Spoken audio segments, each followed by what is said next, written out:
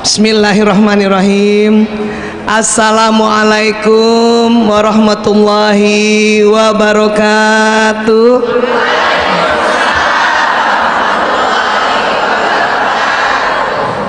Alhamdulillahirabbil alamin. Wassalatu wassalamu ala Rasulillah wa ala nabiyina Muhammad ibni Abdillah wa ala alihi sahbihi ajmain. Amma ba'd. Masya Allah ya. Sahabat-sahabat villa, ibu-ibu, apa kabar? Masya Allah. Allahu Akbar. Ini punten ya, yang di belakang jadi gini-gini ya. Iya Allah. Harusnya berdiri ya. Gitu ya. Wah iya. Ya. Allahu Akbar. Nah, oh kena protes akang, disuruh duduk. Allahu Akbar. Masya Allah. Baik, saya terima kasih sekali bisa hadir di sini dan baru pertama kali ya di masjid yang luar biasa indah ini. Allahu Akbar. Masya Allah.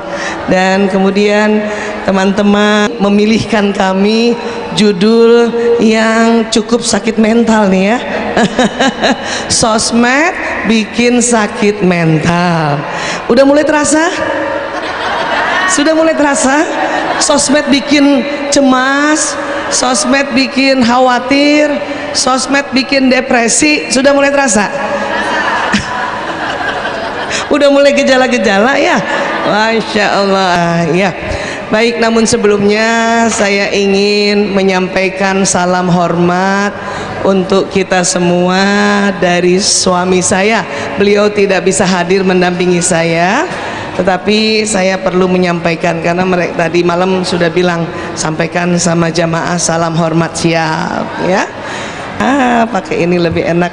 Nah, supaya kelihatannya kalau duduk pelan-pelan ya. Alhamdulillah. Nah, agak ke sini barangkali. Iya. Nah, ya. Sosial media atau media sosial ya. Sebetulnya kalau bicara sosial media atau media sosial ini, kita perlu juga belajar apa sih definisinya ya, supaya kita nggak asal ngomong sosmed, apa itu ya. Jadi definisinya sosial media ini media ya. Jadi dia media yang berupa situs-situs yang melibatkan teknologi berbasis internet ya. Jadi media sosial ini mendorong dan memungkinkan penggunaannya untuk berbagi informasi dengan keluarga, dengan teman dan orang lain yang memiliki ketertarikan yang sama. Makanya kita juga waktu lihat medsos, kalau kita tidak punya ketertarikan yang sama ya, ada yang kita lewat-lewat kan, sampai kita cari, ih ini pas banget nih, suka saya sama konten masakan misalnya gitu, informasi masakan misalnya, cari, wah cocok ini ya, konten tentang jahit menjahit kan gitu ya. Nah itu definisinya media sosial ya. Dan tentu yang dibagi bisa informasi pribadi ya, biasanya meliputi foto dan video kan gitu ya, atau juga informasi umum. Ini bentuknya bisa berita atau hiburan ya. Jadi definisinya dulu kita tahu, kita mengerti dulu ya. Nah, jadi sebetulnya memang media sosial itu memenuhi kebutuhan dasar kita manusia. Yang apa kebutuhan dasar kita nih secara psikologi ya, kita bicara secara psikologi, secara mental ya. Apa? Oh, kebutuhan untuk bergaul. Itu secara mental kan butuh itu ya. Kebutuhan untuk mengungkapkan diri secara mental memang butuh itu. Cuman sering kebablasan ya. Nah, kemudian apa lagi? Kebutuhan untuk diterima.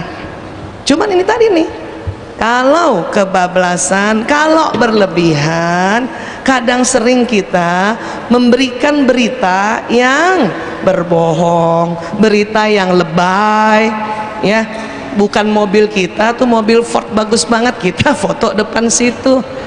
Iya, terus di upload, makan dimanapun di upload.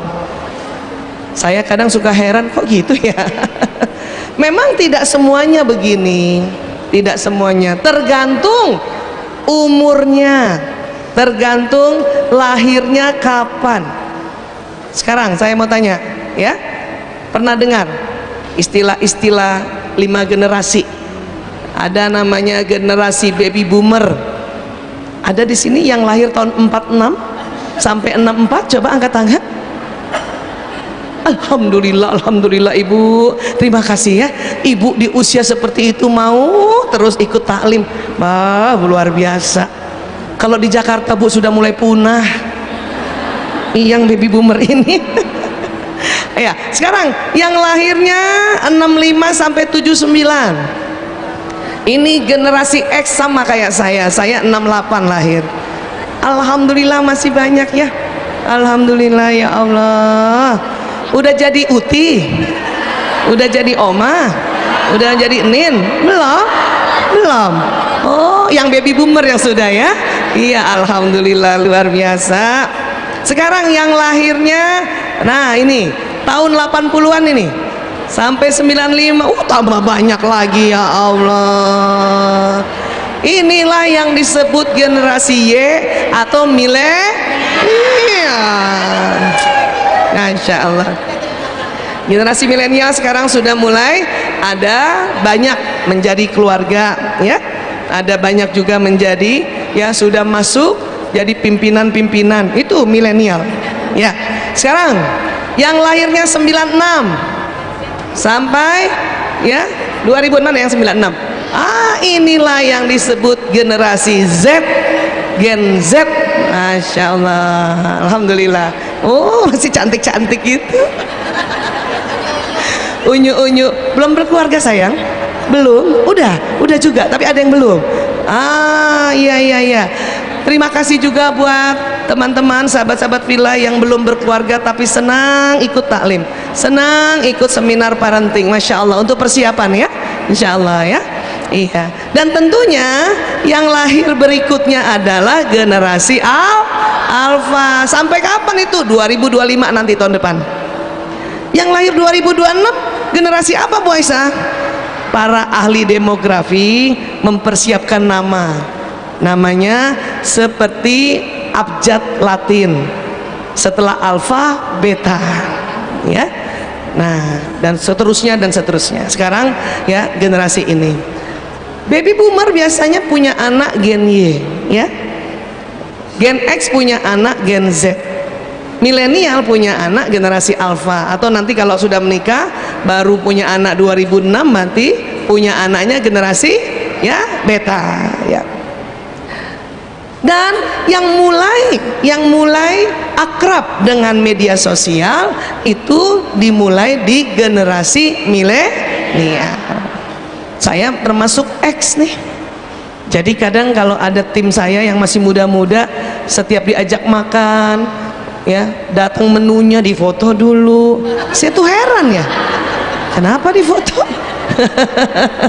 Mau kasih tahu orang-orang saya habis makan, ya, seblak. Kalau kita nih yang X sama baby boomer, generasi yang nggak usah dikasih tahu, ya. Kami gen baby boomer dengan gen X ini namanya generasi buku diary. Betul Bu? Nulis juga sih pengalaman, cuman nggak diumum-umumkan. Bahkan cuman saya dan Allah yang tahu. Karena buku diary-nya itu bahkan dikunci pakai gembok kecil.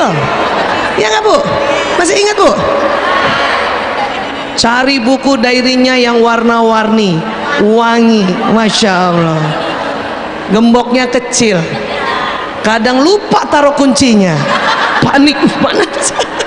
Karena mau nulis lanjutan cerita kemarin. Kalau ibu kita saja buka buku itu, ya Allah, sedihnya minta ampun, karena kita merasa itu privacy. Nah, kalau sekarang cerita diri itu malah disengaja disuruh baca orang lain. Setelah ditulis, yang dicari setiap berapa menit adalah siapa yang sudah lihat, berapa view-nya, berapa yang ngasih ya jempolnya, like-nya.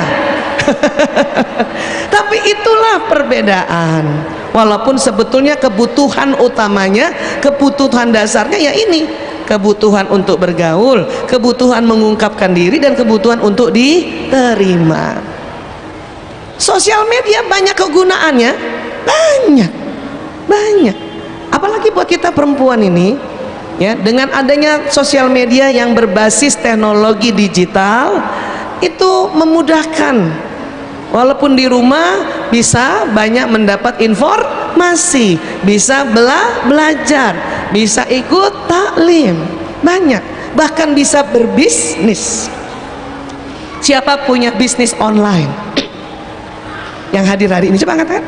Masya Allah, terasa Bu manfaatnya media sosial? Terasa ya?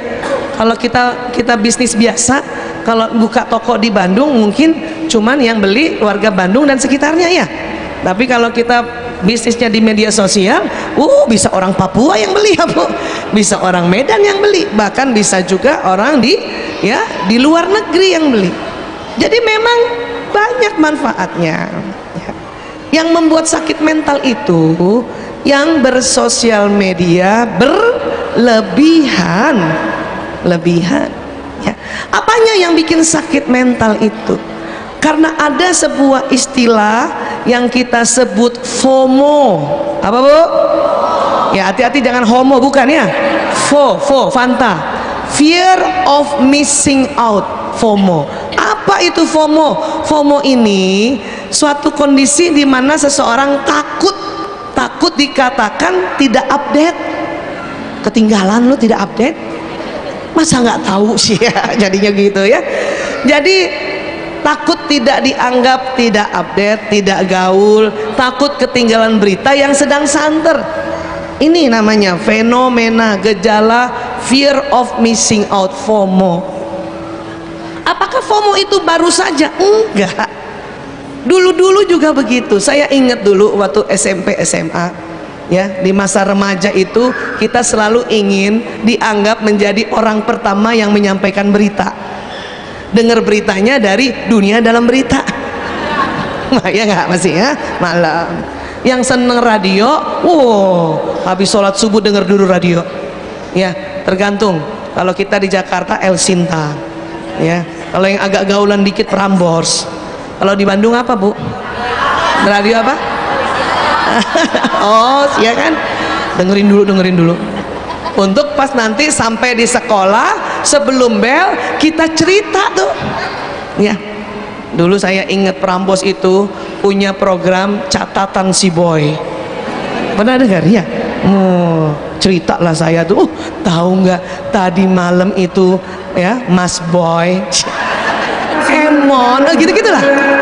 Dan yang kita ceritakan teman yang juga dengar juga, dan saling bersaing menyampaikan berita itu. Itu memang ada, memang kondisi-kondisi seperti itu, terutama di usia-usia masih remaja, selalu pengen nomor satu yang cerita. Dan kalau ada temen yang nggak sempet denger, diem saja, langsung ketinggalan gitu. Itu tuh sudah ada ya. Hanya sumber berita zaman dulu tidak sebanyak sumber berita sekarang. Jadi dengar Dunia Dalam Berita atau dengar radio yang 2 stasiun saja udah cukup ya, sudah rasanya sudah banyak informasi yang mau diberitakan. Sekarang banyak sekali. Makanya jangan heran bangun nih sebelum subuh, anak sekarang ya ngapain Bu? Ambil HP, buka dulu ada berita apa ya. Nah ini FOMO inilah, kalau berlebihan ini yang menimbulkan sakit mental. Apa yang ditakutkan dalam sakit mental pada penggunaan sosmed berlebihan? Pertama, adiksi, ketergantungan, kayak narkoba. Dan bisa sakau juga loh kalau nggak baca medsos tiap hari itu, sakau. Walaupun nggak perlu direhabilitasi ya, tapi belakangan belakangan anak-anak, karena saya sejak 98 itu memang sebagai dokter pecandu narkoba sampai sekarang. Tapi 10 tahun terakhir bukan hanya narkoba saja yang kami tangani, LGBT pun, ketergantungan pornografi, ketergantungan, ini dia ya, sosial media. Sudah mulai nih sekarang yang membuat ya ketergantungan atau sakit mental gara-gara sosmed yang berlebihan akhirnya direhab juga walaupun tidak selama narkoba ya. Kenapa? Karena sudah mulai lagi naik tingkatnya, bukan ketergantungan tetapi OCD. Apa Bu? Obsessive Compulsive Disorder. Kalau jadi bolak-balik buka HP lagi, buka ya. Mau wudhu subuh baru selesai wudhu buka HP lagi ya, gelar sajadah baru selesai gelar buka HP lagi. Nah itu namanya sudah OCD tuh berkali-kali.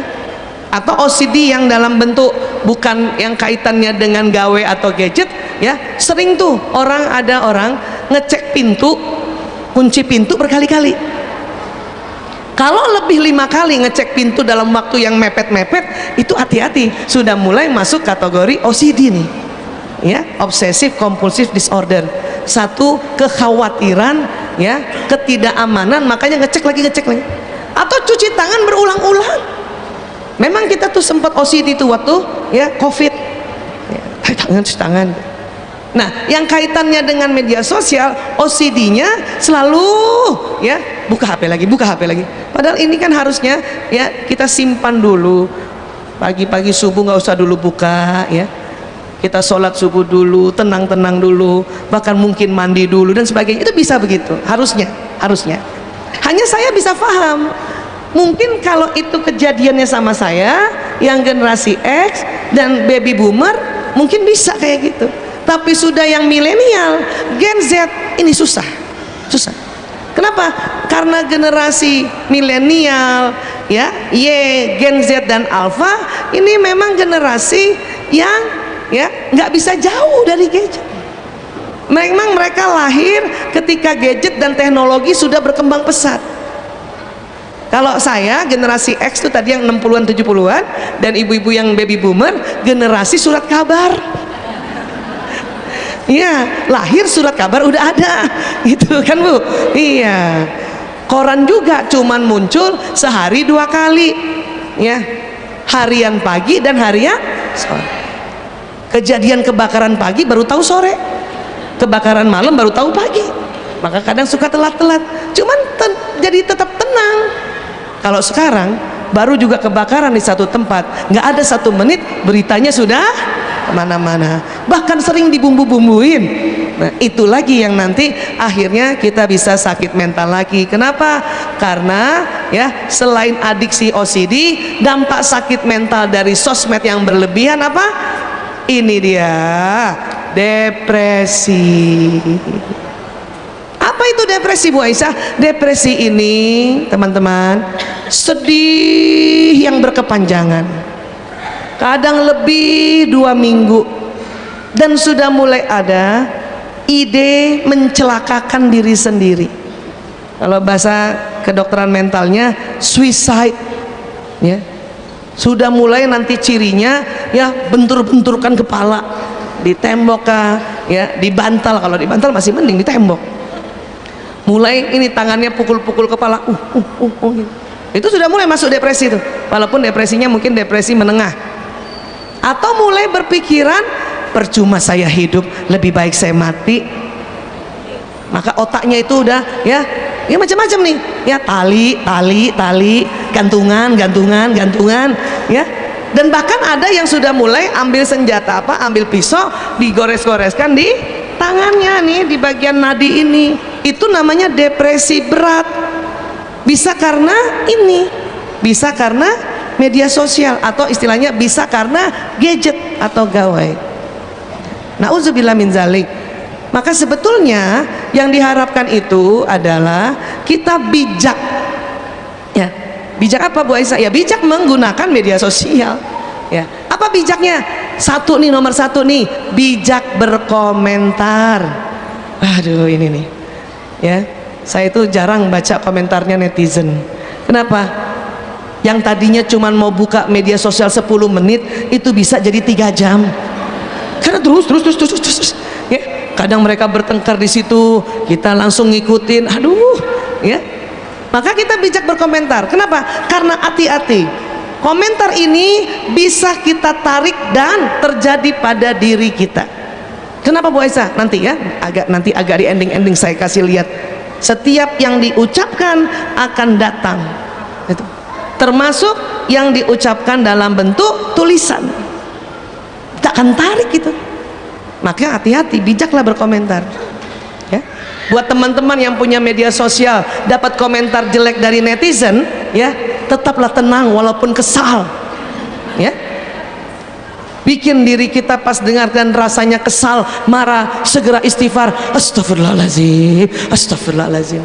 Makanya sekarang banyak orang-orang sambil buka HP istighfar terus dia, astagfirullahaladzim, astagfirullahaladzim, astagfirullahaladzim, ya Allah, astagfirullahaladzim ya.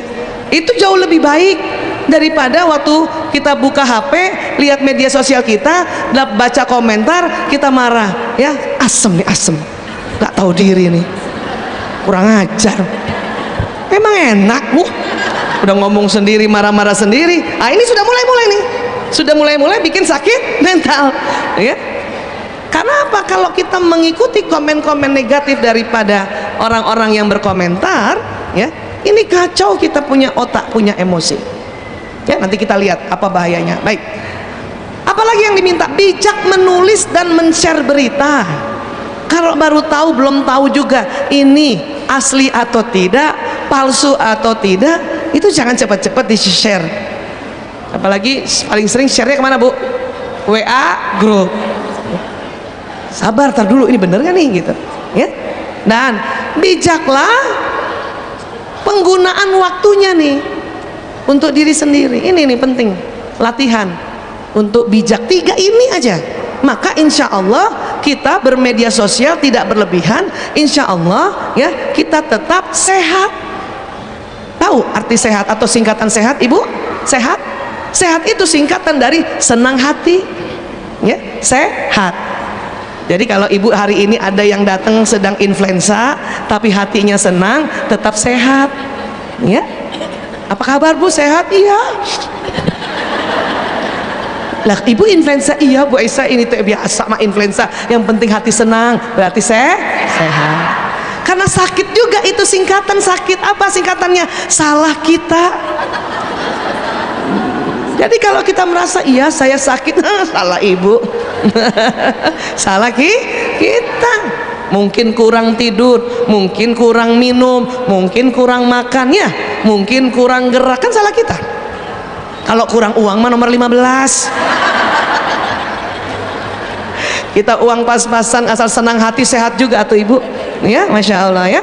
Iya ini. Nah ya, bijak apa tadi? Ayo, bijak 1 bijak, kedua menulis dan membagi berita, bijak untuk waktu penggunaan untuk diri sendiri ya.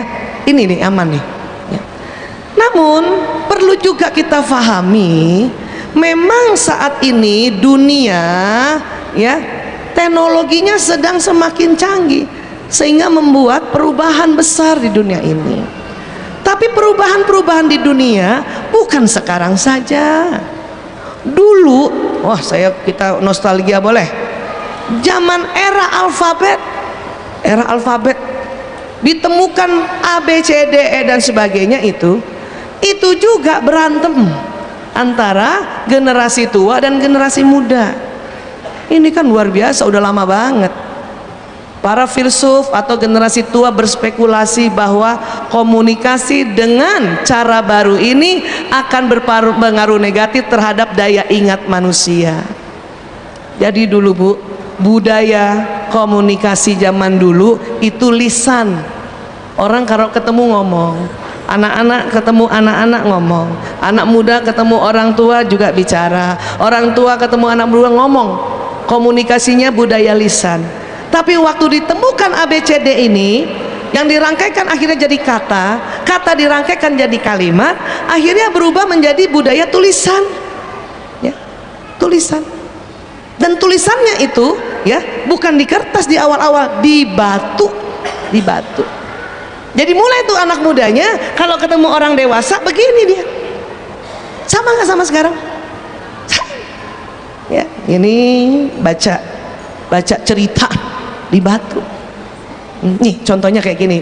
Yang bisa lihat mangga silakan lihat, punten. Yang sebelah sini nggak kelihatannya punten ya. Pokoknya ngebayangin aja Bu, batu ada tulisan. Ya, itu. Bu, ini teknologi zaman era alfabet. Ya, nggak pakai koma, nggak pakai titik, nggak pakai spasi. Tapi anak zaman dulu gaya banget tuh dia baca batu. Saya kebayangkan si anak-anak nih lagi baca batu, ibunya ajak makan. Ayo makan nak, sebentar mah. Ngapain? Baca batu.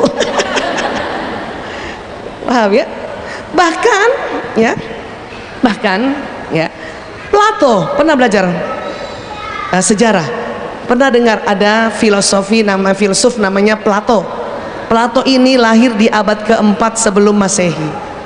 Plato marah sama yang menemukan huruf itu. Apa dia bilang? Ini kita tahu dari bukunya nih, ya. Karena penemuan Anda ini, katanya tulisan, akan menciptakan lupa di jiwa para pelajar, kata Plato. Ya, kata Plato begitu.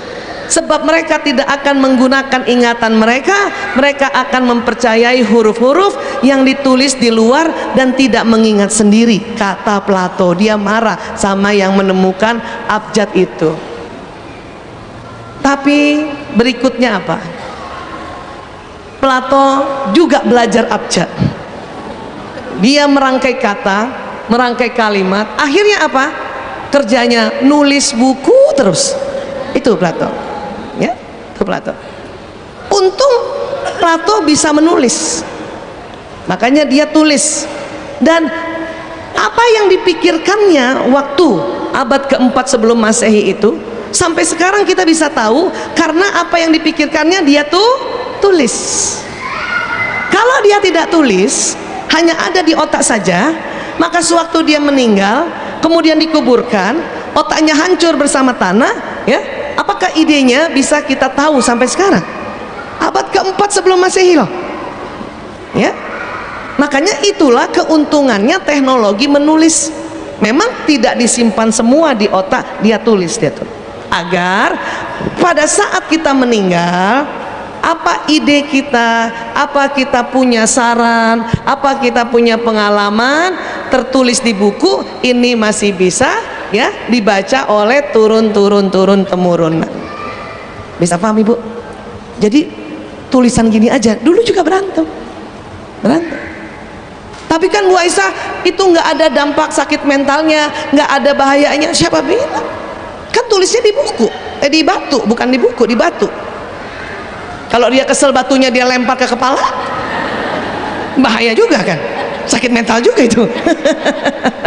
Nggak mungkin. Semua teknologi pasti ada manfaatnya dan juga ada mudaratnya. Tetapi yakinlah, biasanya mudaratnya ini lebih sedikit kalau teknologi ini diciptakan untuk kemaslahatan umat. Manfaatnya justru jauh lebih banyak. Kemudian ditemukan teknologi kertas. Makanya udah nggak dibatuk lagi tuh, pakai kertas. Tambah baca terus orang-orang itu, tambah tunduk terus karena kertas lebih tipis. Ya, zaman dulu papirus, kertas papirus lebih tipis, lebih gampang dibawa dibanding batu. Tambah begini tuh orang-orang zaman dulu, kayak gitu. Ya. Bahkan pada zaman kertas ini agak lama teknologinya. Muncul teknologi tulisan, ya. Ada tulisan kayak gini nih Bu, tulisan halus. Ya. Itu juga sebuah teknologi dulu. Siapa yang waktu SD masih belajar tulisan halus, tulisan sambung, yang garis 3? Itu teknologi Ibu. Tebal tipis Ibu masih belajar, Masya Allah. Luar biasa itu teknologi. Ya. Sekarang anak-anak disuruh belajar kayak gitu, mau dia? Nggak mau. Ngapain nulis sendiri? Orang di laptop ada, tinggal pilih jenis, ya, huruf, tersambung sendiri itu ketikan kita. Ya, itu. Makanya makin hari makin ya teknologi ini berkembang sesuai zamannya. Berarti sikap kita juga tidak perlu menolak teknologi. Sikap kita itu namanya bijak ya. Sekarang makin ke sini, ibu, siapa yang masih dapat telepon di rumah orang tuanya yang kayak gini nih, telepon hitam ya, antik ya, iya, TV-nya masih kayak gitu bu. Terus zaman dulu ya, TV zaman dulu itu bandel banget.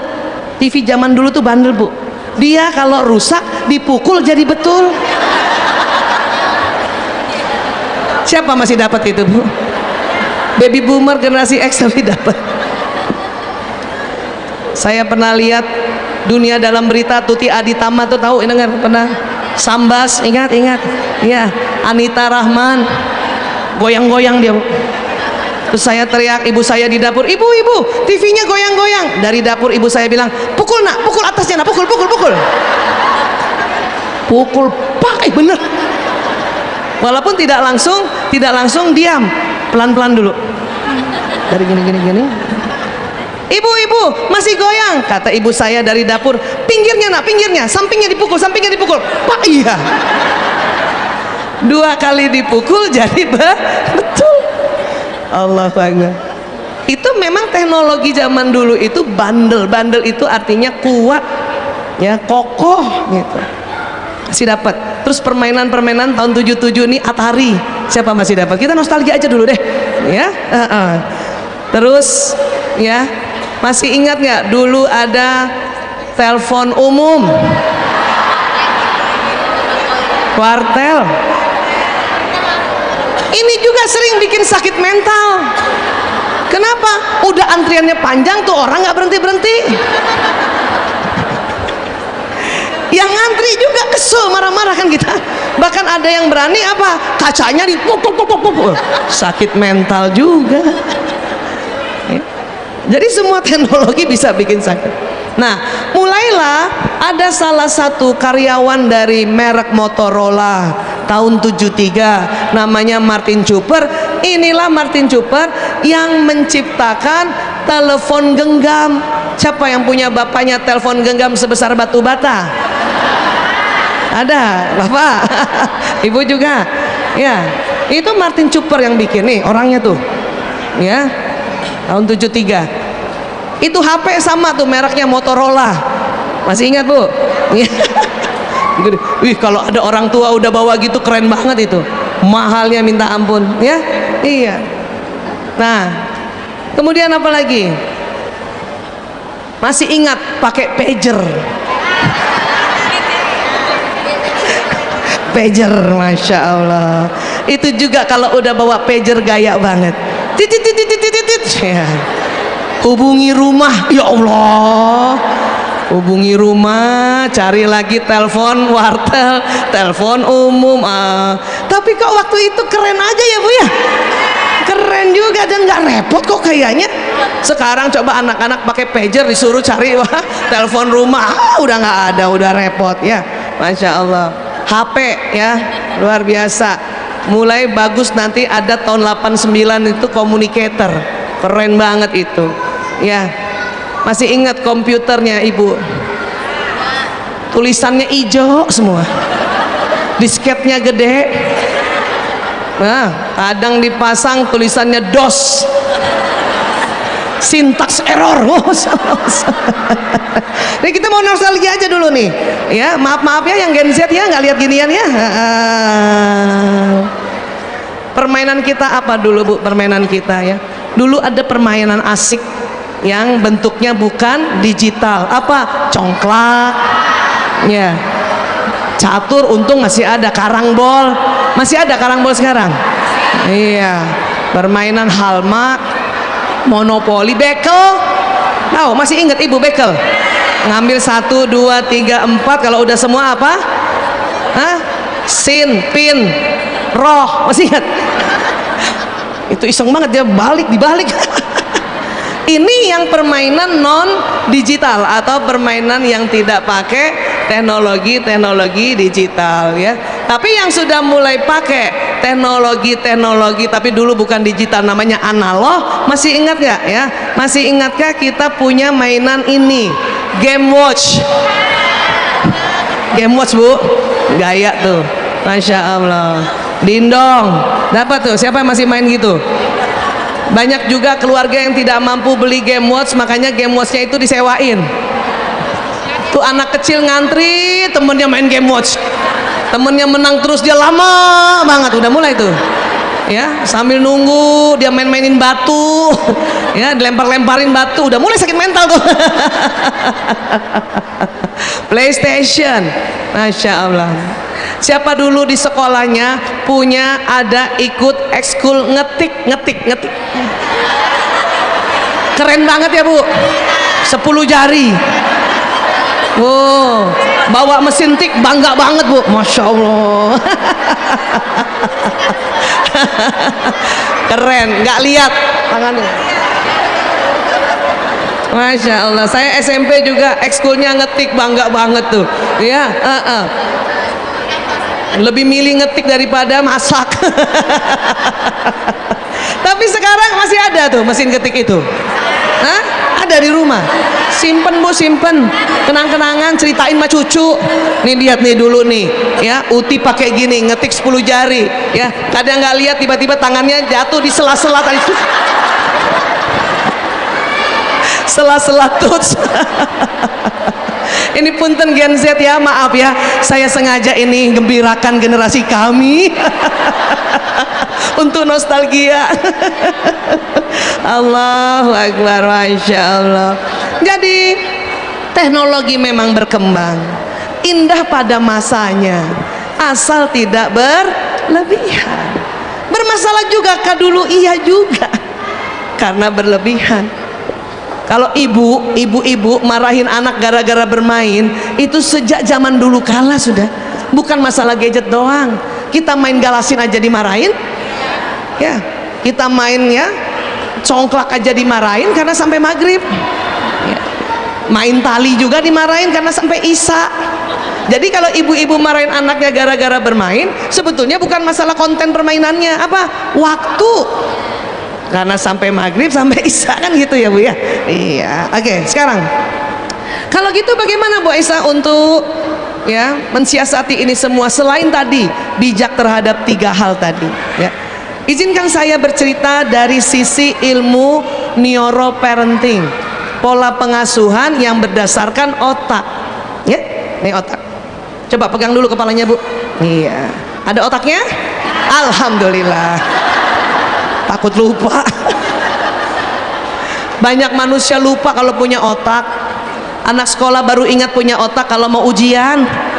Ya Allah, baru pegang otaknya. Ibu-ibu baru ingat punya otak kalau tanggung bulan.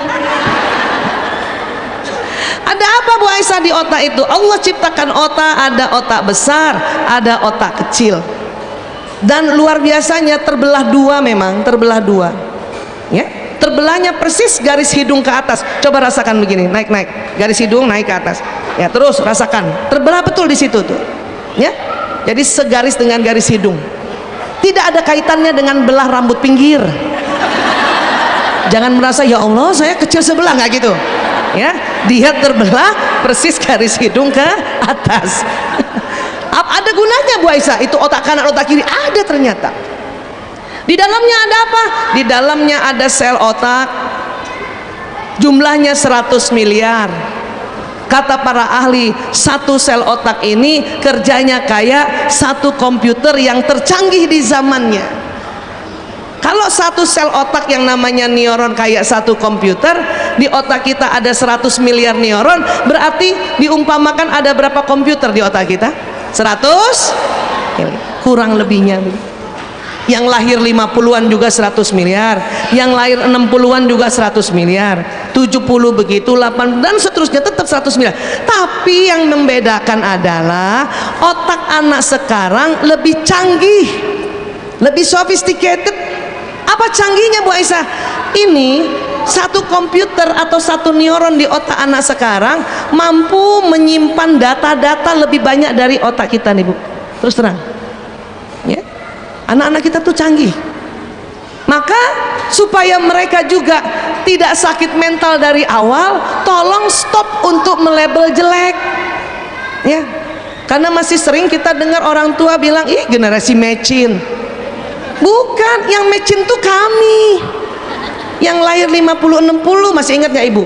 Iklan mecin gede gitu, Sasa Ajinak, itu kami yang generasi mecin. Kalau ibu bilang angkatan 2090, 2000 generasi mecin, saya yang tersinggung. Karena yang mecin tuh saya. Ya, kalau sekarang generasi kaldu jamur. Ibu nggak pakai mecin lagi kan? Masaknya kan pakai kaldu jamur. Tapi juga nggak usah disebut-sebut itu. Stop untuk bilang mereka generasi galowers. Stop untuk bilang mereka generasi rebahan. Stop juga untuk bilang mereka generasi strawberry. Emang kenapa strawberry? Itu ciptaan Allah strawberry, ya. Cantik, warnanya merah, banyak vitamin C-nya, banyak antioksidannya, tapi lembek Bu Aisyah. Justru karena lembek itu, vitamin C dan antioksidan strawberry bisa diserap cepat oleh lambung. Kalau ibu mau lagi strawberry sekeras batu, itu susah diserapnya. Artinya apa? Mari sama-sama supaya anak-anak kita ini tidak sakit mental dari awal, bukan hanya karena gadget, gawe, medsos, karena omongan kita sebagai orang tua. Stop untuk bilang. Sebut mereka generasi Rabbani, generasi Qur'ani. Setuju? Coba orang mereka lebih banyak hafal Qur'annya daripada kita. Saya ingat zaman dulu ya, lulus SMA ya, SMA anak-anak sekarang kan luar biasa. Jangankan SMA, lulus SD aja sudah hafal 30 juz. Saya lulus SMA baru hafal juz 30. Jauh, ya kan, jauh. Jadi sebutlah mereka generasi Qur'ani. Kalau mau anak-anak kita hidupnya betul-betul sehat, tidak sakit mental. Karena sebetulnya lebih sering gara-gara omongan kita dia sakit mental. Dan otak kalau dengar omongan itu akan terjadi sambungan kayak gini di otak itu. Otak kita itu yang 100 miliar ada kabel-kabelnya. Coba ibu-ibu angkat tangannya. Yang kanan. Tolong, maaf, izin ya. Sentuh bahu teman yang duduk sebelah kanan. Nah, kayak gitu sambungan otak. Ngerti Bu? Tapi dia tersambung tidak menyentuh. Sekarang ulang lagi ya. Sekarang tangan kanannya dekati bahu teman sebelah kanan, dekati saja tapi tidak menyentuh, dekati saja. Kayak gitu sambungan otak. Nanti di ujung jari-jari akan keluar namanya zat kimia. Nih, coba kan rasakan Bu gini. Dari ujung jari-jari itu keluar zat kimia. Kalau bahasa kedokterannya neurotransmitter. Itu nanti begitu tuh. Ya, sekarang yang kanan tetap gitu ya. Sekarang kiri juga. Kanannya tetap kiri. Dekati teman yang duduk sebelah kiri bahunya, dekat tapi tidak menyentuh. Bisa? Keren. Sekarang kaki kanan bisa?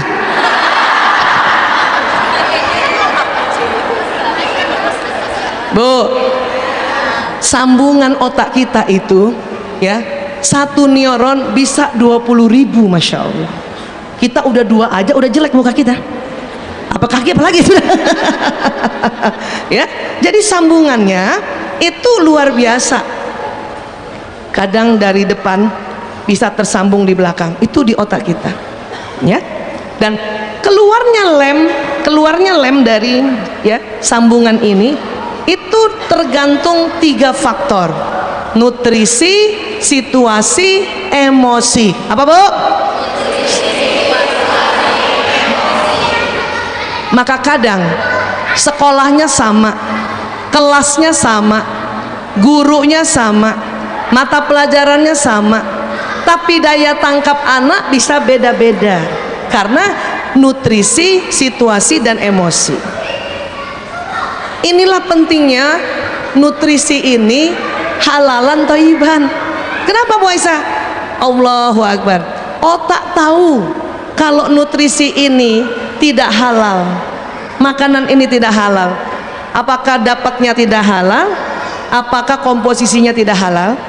Ya, dan tidak thayyib, tidak cocok. Maka zat kimia tuh yang keluar dari ujung-ujung jari keluarnya berbeda. Karena zat kimia ini kita ibaratkan lem, tahu lem Bu? Alat perekat itu beda-beda. kalau makanannya nutrisinya halalan thayyiban, ini yang keluar adalah lem yang bagus, yang daya rekatnya bagus, kuat gitu. Tapi ada ya masalah situasi juga. Ada anak waktu belajar dalam kondisi sakit dengan anak yang sehat, itu lem yang keluar juga beda, akan lemah menangkapnya dalam kondisi sakit atau kondisi lapar, kondisi haus. Itu makanya namanya situasi. Yang ketiga, emosi. Anak yang sedang diajarkan dalam keadaan marah, dalam keadaan sedih, dalam keadaan cemas, dalam keadaan gembira, itu beda. Akan lebih cepat nangkapnya dalam keadaan yang gembira. Jadi paham ya Bu? Karena sering terjadi tuh, pelajarannya sama, gurunya sama, kelas sama, sekolah sama, tapi kok nilai beda-beda. Ini tadi daya tangkap dipengaruhi oleh apa? Nutrisi, situasi, emosi. Maka dijagain. Ibu sudah kasih makan pagi bekal yang halalan thayyiban, jaga situasinya, cek dulu dia sehat apa sakit. Kalau sakit nggak usah dipaksa sekolah, mending diobatin dulu. Paham ya Bu? Emosinya juga ibu cek, gembira atau jengkel atau kesel ya. Bu, anak saya anak laki, kenapa ya mukanya rata terus? Siapa punya anak laki Bu? Rata nggak mukanya? Rata ya? Jadi saya nggak tahu dia seneng apa enggak. Iya memang. Laki-laki itu ada namanya hormon laki-laki ya, yang membuat otot wajah tuh rata memang. Nggak tahu kenapa tuh. Jangankan anak laki, bapaknya aja begitu. Paham Bu? Jadi jangan terpengaruh dengan ya ratanya muka anak laki, karena ada namanya hormon testosteron, hormon laki-laki yang membuat wajah laki-laki itu tidak selentur wajah perempuan ya. Makanya laki-laki, baik anak laki, suami kah, atau ayah kita, atau siapapun laki-laki, 10 menit pertama kalau ketemu, apalagi ketemu ibunya, ketemu istrinya, mukanya rata. Apapun perasaannya, sebetulnya senang, mukanya rata tuh sama. Beda perempuan karena hormon perempuan namanya estrogen, itu kita nggak perlu 10 menit. Perempuan 10 detik saja mukanya 6 kali berubah. Bunda, ya Allah Bunda gitu, gitu ya, perempuan banget kan? Itu perempuan ya. Coba ketemu teman-teman kan gitu ya, apa kabar teh, baik, tahu nggak? Ya apaan? Yang bener masa mukanya. Yang pendiam saja 10 detik 3 kali berubah. Kalau yang happy 6 kali berubah. Tapi inilah cantiknya perempuan. Nggak enak punya teman perempuan mukanya rata. Teh dari mana? Tahu nggak? Besok ada kajian.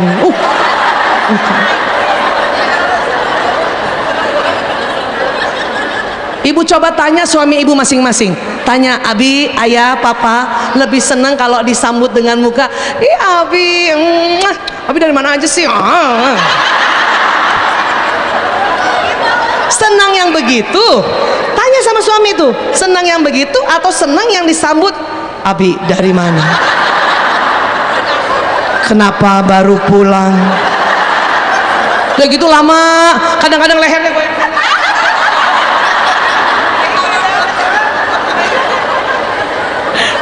Tanya suami, pasti lebih senang dengan muka 10 detik 6 kali berubah Bu. Masya Allah ya. Nah itulah perbedaan. Maka kalau lihat anak laki berangkat sekolah mukanya rata, jangan cepet-cepet menganggap ya pasti kesel ya nggak mau sekolah ya, nggak mau sekolah kan, muka kita udah jaya. Paham ya Bu? Saya begini karena 4 anak laki saya Bu. Makanya dulu saya lihat kenapa rata terus, lihat bapaknya sama rata.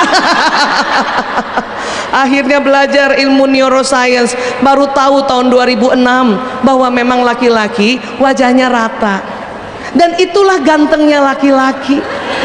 Itu yang disebut wibawa. Anak sekarang bilang cool banget. Apalagi laki-laki kalau baru sampai di satu tempat, Bu, sampai di rumah, ya Allah ya. Ibu sering senyum kan sambut suami? Ya, assalamualaikum, waalaikumsalam. Abi, tuh muka suami rata, Bu.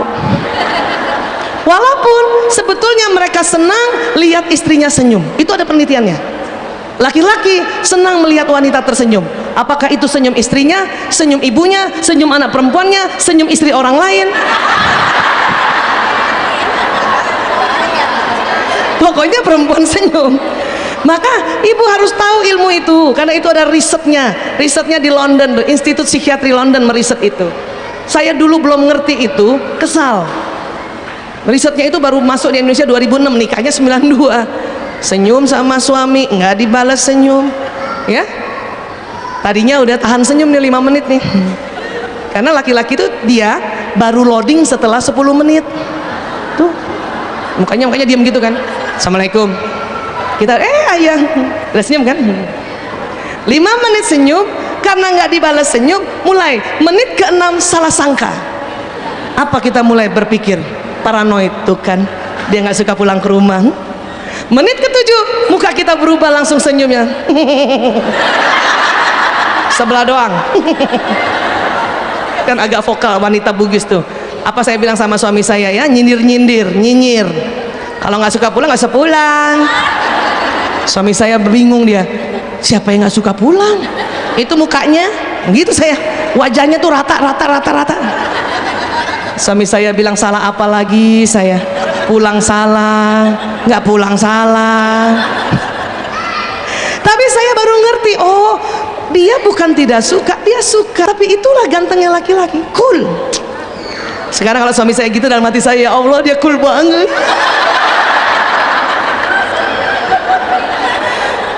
Kan jauh lebih cantik kan, Bu? Kalau saya nggak berubah cara berpikirnya, saya berpikir julid kayak kemarin, muka jutek kok, nah, itu bahaya. Jelek, Bu, perempuan kan jelek, kita jelek.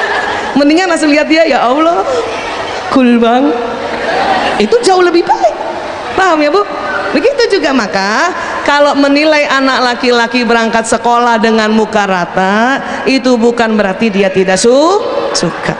Yang penting ibu juga nggak usah ngegas, karena banyak diantara kita ngegas, Bu, ya. Kenapa? Gara-gara laki-laki itu sering banget, ya, anak laki itu kan kalau merapikan tas sekolahnya tidak serapi anak perempuan kan, ketinggalan inilah, ketinggalan itulah, ketinggalan ini kan, ya. Bu, pensil mana? Astagfirullahaladzim, misal gitu kan. Makanya dari mana? Anak laki kalau diulang makanya tuh jadi bete, Bu, ya. Dikhawatirkan pas dia berangkat sekolah dengan situasi dan emosi yang negatif, nanti susah dia menyerap pelajaran. Karena nih, Bu, ya, kalau lihat gambarnya, apa yang dilihat, apa yang didengar, apa yang diucapkan, apa yang dihidu, apa yang dilakukan, semua terekam di otak manusia. Allahu Akbar, ya. Dan sambungan ini memang harus diulang-ulang. Makanya proses belajar itu ada namanya proses repetisi, murojaah, supaya sambungan di otak semakin tersambung. Jadi ibu juga kalau nasihatin anak nggak apa-apa diulang-ulang, karena banyak di antara kita sering merasa putus asa. Kan bunda udah ngomong, makanya denger. Ibu ulang aja lagi lah, Bu, nasihat ibu, karena memang di otak perlu diulang-ulang, ya. Bahkan cari variasinya berulang-ulang. Sama seperti belajar matematika. Ibu, 2 tambah 2 berapa? Bu, 2 tambah 2 berapa? Itu di otak kita sambungan 2 tambah 2 tuh sudah tebal, maka langsung 4. Tapi supaya bervariasi sambungan otak ini, maka suatu ketika kita belajar matematika, 2 tambah 2 sama dengan 5 kurang 1, kan gitu. 2 tambah 2 sama dengan 4 kali 1, supaya sambungannya bervariasi. Maka ibu kalau nasihatin anak juga bervariasi, ya, Bu.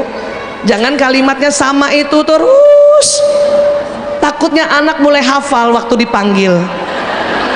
lanang prio kakung jaler, saya panggil gitu kan, itu anak berempat langsung gini, pasti ibu ngomong gini. Datang nih, ya bu, lanang prio kakung jaler, ibu dulu. Mereka tos berempat tuh, bener kan? Saking nggak kreatif memberikan nasihat dan selalu membandingkan dengan kita dulu. Nggak apa-apa juga asal tidak menghina mereka. Anak-anak sering kok tanya sama saya, ibu-ibu ceritain dong waktu ibu SMP. Jadi dulu nak waktu ibu SMP rockers. Anak saya seneng banget. Yang bener bu, rambut punk rock. Ada namanya punk rock dulu ya, sampai ke Bandung ya tuh punk rock. Masya Allah, namanya juga SMP ya. Iya. Dan ibu itu naik bus sekolahnya, udah segitu aja, nggak usah bilang tapi kamu udah diantar, dijemput, masih juga telat. Nggak suka anak dilanjut kayak gitu ya. Jadi cerita saja tentang kita dan biarkan anak menikmati dan dia ambil hikmahnya, ya, nggak usah banding-bandingin dia, mereka nggak suka dibanding-bandingkan. Paham ya bu? Nih ya. Baik, sekarang rupanya juga supaya anak kita tidak sakit mental, dididiknya bukan sejak lahir, dalam rahim saja sudah harus dididik. Namun sebelum kita lihat prosesnya gini, di tubuh manusia dari otak ini sampai ke seluruh tubuh sampai ujung-ujung ada namanya sistem saraf. Sistem saraf ini kayak kabel listrik bu. Kenapa? Karena tadi di otak kita tadi yang keluar zat kimia tadi ya, yang namanya neurotransmitter, dia keluarnya cepat, makanya ya bentuknya listrik. Jadi otak kita tuh ada listriknya bu. Ibu sering rasa otaknya panas atau agak-agak koslet gitu, sering? Nah, itu karena di otak kita tuh ada loncatan listrik ya, tegangan tinggi tuh. Nih bayangin bu, tuh listrik semua itu. Maka listrik ini untuk ke badan memberi pesan itu lewat sistem saraf yang kayak kabel listrik ini ya, yang kayak kabel listrik ini. Apa yang diucapkan jalan di kabel listrik ini, tersimpan di otak. Apa yang dilihat juga begitu ya. Nah, sewaktu seorang ibu hamil, ada yang hamil hari ini? Ada? Masya Allah, alhamdulillah ya.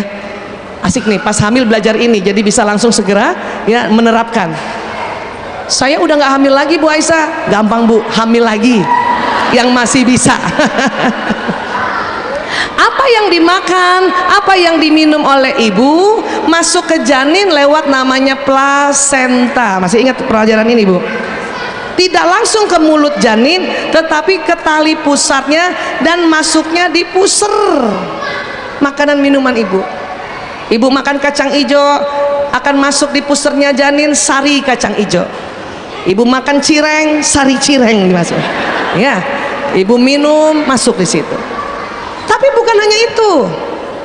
Ternyata apa yang dilihat ibu, apa yang didengar, apa yang diucapkan, apa yang dilakukan ibu terekam di otak janin. Usia 2 minggu otak itu sudah merekam. Makanya banyak sekali kejadian luar biasa dikala ibu hamil 9 sampai 10 bulan terekam di otak janin. Banyak nih. Kalau ibu ngomong sembarangan, lihat hal yang sembarangan, dengarkan hal yang sembarangan. Maka betul itu kata orang tua kita, kalau lagi hamil banyak pantangannya. Hati-hati ngomong. Ibunya putih, bapaknya putih, punten, tetangga sebelah hitam pekat. Ibu hamil ngomongin terus ya, hitam banget, lahir anaknya hitam pekat bu.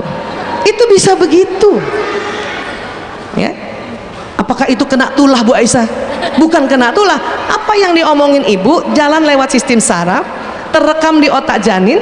Otak janin menginformasikan pigmen-pigmen kulit untuk menghitam, jadi hitam. Makanya kalau ibu hamil hati-hati nonton, cari tontonan yang ada tuntunan. Jangan ibu hamil nonton drama yang perselingkuhan terus. Maka yang terekam di otak janin, bapaknya seperti apa yang ditonton bu. Itu bahaya. Saya mengurus anak-anak bermasalah ya, tadi saya sedang ngobrol-ngobrol sama Pak Rahmat dari Basnas, istrinya beliau ya, saya cerita sama beliau, anak bermasalah, ada kasus-kasus yang akar masalahnya waktu dalam rahim, sudah sedih duluan, sudah takut duluan, sudah khawatir duluan ya. Salah satunya tadi terlalu banyak membaca berita serem, nonton hal-hal kesedihan, mendengarkan hal-hal kesedihan, mengucapkan. Ditambah lagi bisa jadi suaminya tidak peduli, marah-marah terus, isinya bukan hanya sedih tuh, takut, khawatir. Termasuk juga beberapa kasus ibu hamil yang tinggal sama mertua, sementara mertuanya yang julid tadi. Ini hati-hati nih, makanya harus ada tuh parenting menjadi mertua itu ya. Kenapa dia mengganggu juga, bisa mengganggu kita, mengganggu ibu yang hamil dan terekam di janin. Jadi amannya bagaimana Bu Aisyah? Kalau mau anak kita tidak sakit mental ya, sejak dalam rahim, buat kita ibu ya dari keluarga Islam ini sebagai muslimah baca Quran, karena apa yang diucapkan, dibaca, didengar pada saat lagi hamil terekam di otak janin. Bahkan bukan suara kita saja yang direkam di otak janin, suara bapaknya juga. Makanya sekarang ayah-ayah disuruh sering ngobrol kan sama ibu hamil supaya terekam suaranya, walaupun nanti memang suara ayah yang tangkap ya telinga ibu, nanti lewat sistem saraf ibu terekam di otaknya janin. Itu kalau ayah yang 10 bulan selalu dampingi ibu hamil, dia memperkenal suaranya yang lembut, dia baik sama janin ini, terekam Bu. Makanya sering kejadian bayi lahir, suatu sudah jadi bayi nih, kalau lahir namanya bayi, kalau dalam rahim janin, nangis kencang, tapi kemudian ayahnya datang, dia berhenti nangis karena punya rekaman suara ayah. Yang cilaka pas ayahnya datang tambah nangis. Tetangganya datang dia diam. Berarti tetangganya ibu RT yang lebih sering nemenin ibu kerekam juga. Bahkan kalau ini bukan anak pertama, dia anak kedua ketiga, suara abang atau kakak-kakaknya tuh ya itu terekam juga. Sekarang ibu hamil kan pasti pegang gadget ya, boleh nggak sih? Boleh aja, asal cari kontennya yang bermanfaat, informasinya harus yang bermanfaat, mengedukasi, karena juga terekam di otak anak ya. Hati-hati ya. Terima kasih tadi adik ibu hamil bisa hadir. Coba ya, yang kemarin mungkin ngajinya cuma 1 hari 1 halaman, coba tambahin lagi. One day one juice. Di sini ada komunitas Odots ya. Mana sahabat-sahabat Odots, masya Allah ya. Ibu tuh tapi tidak hamil kan ibu kan? Oh iya. Tidak hamil pun kita harus juga ngaji. Apalagi sedang hamil. Kenapa? Bermanfaat sekali untuk otak janin, masya Allah. Masya Allah. Nah ternyata setelah lahir, otak bayi, sekarang ngomong bayi ya bukan janin, ternyata 30% dari 100 miliar ada yang namanya neuron cermin, mirror neuron. Apa maksudnya Bu Aisyah? Sel otak yang melihat seseorang yang berterusan, maka dia akan berperangai seperti itu. Coba Bu, kebayang nggak ya, bayi lahir, memang sih sekarang era digital, tapi kalau setiap hari bapak ibunya dia lihat kayak gitu, kayak apa itu ngerekam neuron cerminnya. Maka kalau nanti anak ini susah diatur permainan gawainya atau pegang gadget, jadi bagaimana Bu Aisyah kalau sama anak bayi? Penelitian mengatakan, tolong, katanya tolong, dari 0 hari sampai 2 tahun jauhkan dari gawai. 2 tahun aja bimbing otak anak-anak selama 2 tahun dengan menstimulasi langsung, bicara langsung, kasih lihat wajah kita langsung. Kalau mau ngajarkan benda-benda langsung, nah botol disuruh pegang dari bayi. Kalau kita ngajarkannya lewat lewat gawai ya, itu pas dia belai cuman 2 dimensi, padahal botol ini kan 4 dimensi kan. Terus kalau ajarkan anak bayi, tolong bahasanya yang jelas, yang benar, bahasa dewasa saja. Adek mau makan, itu makan supaya tersambung. Walaupun nanti dia jawabnya mam gitu ya. karena lidahnya, giginya belum ada, lidahnya masih keluh, gusinya belum kuat. Jadi bilang mam, ya. Jadi makan, mam, makan, mam, gak apa-apa. Tapi di otak tersambung makan. Hindari mengajarkan anak, dede mau mam, dede mau num. Nanti yang kesambung di otaknya emam, enum, gitu. Jadi kasih landasan pertama itu bahasa yang benar. Ibu, ebu, ya. Jangan bilang ebu kan, karena nanti tersambungnya bukan ibu tapi ebu, ya, paham ya? Ini maksudnya mengapa harus benar-benar kita ajarkan anak-anak ini dengan benar kalimatnya agar tersambung di awal tuh yang betul. Sekarang siapa punya anak laki-laki? Angkat tangan. Masya Allah. Siapa punya anak perempuan? Allah, banyak ya. Yang punya anak laki dan anak perempuan, mana lebih gampang bimbingnya? Hidup perempuan. Anak perempuan memang lebih mudah kita bimbing karena ibu lebih mudah memahami anak perempuan karena otak mereka sama, mirip, kalaupun nggak sama, mirip. Kenapa anak laki, Bu? Siapa yang punya tadi anak perempuan dan anak laki? Kenapa emang anak laki, Bu? Kenapa? Coba curhat apa coba? Kenapa? Hah? Loncat-loncatan, iya. Nggak bisa diam, nggak bisa duduk tenang, gitu, Bu. Main terus, nggak bisa diatur. Ya Allah, kesian banget anak laki. Ibu, kita tadi belajar otak kiri, otak kanan. Sekarang kita dalamkan lagi. Jadi otak kiri dan kanan ini ditemukan oleh dokter namanya Dr. Walcott Sperry, ya. Dia sampai tahun 80-an dikasih hadiah Nobel dunia. Dia meneliti tugas pokok dan fungsi otak kanan dan otak kiri. Dan ingat, otak ini ciptaan Allah. Ilmuwan tuh cuma neliti doang, tapi gara-gara dia meneliti, kita umat manusia tahu, ya, maksud penciptaan otak kanan apa, otak kiri apa. Ini dia. Otak kiri, otak yang mengatur atau otak yang memproses bahasa, matematika atau hitungan, keteraturan, disiplin. Disiplin itu diproses di kiri, ya, itu. Apalagi analisa. Ibu-ibu kalau ngomong kok gini ya, kok gitu ya, kenapa begini ya, itu otak kirinya yang sedang bekerja. 5 kali 5 berapa, Bu? 5 kali 5 itu otak kiri yang lagi bekerja, ya. Otak kiri otak syair. Kalau ada sebuah lagu, syairnya kiri, kanannya iramanya, ya. Kanan otak warna-warni. Saya berdiri di sini lihat kudung ibu-ibu warna-warni, itu yang memproses otak kanan saya. Otak kiri saya mengatakan itu kudung warna hijau, warnanya di kanan. Kanan juga memproses, ya, imajinasi, ide, hayalan. Pernah menghayal, Ibu? Ibu kalau lagi menghayal tuh otak kanan yang bekerja. Kalau nanti dihardik oleh suami, kenapa mama menghayal terus? Maaf ayah, sedang mengaktifkan otak kanan, gitu. Karena hayalan di kanan, ide di kanan, imajinasi di kanan, bermain di kanan, teknologi di kanan, irama di kanan, bergerak di kanan, keluar rumah di kanan, Ibu, ya. Dan kanan otak hikmah tuh di kanan, ya. Nah sekarang apa yang membedakan, kan Bu Aisyah? Kan kita punya otak kiri dan kanan, iya. Kalau sudah dewasa otak kiri kanan kita seimbang. Tapi waktu kecil, ya, anak laki-laki dan anak perempuan berbeda.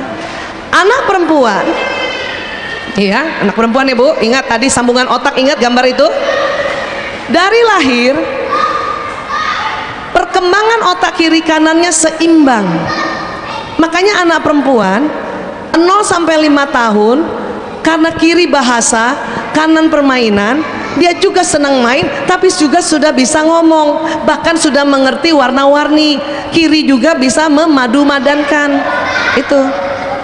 Sampai besar anak perempuan ini Allah ciptakan otaknya seimbang, seimbang. Laki-laki bagaimana? Laki-laki ternyata takdirnya Allah ciptakan yang berkembang duluan otak kanan. Masih ingat otak kanan tadi apa? Bermain, imajinasi, menghayal, bergerak, ya kan?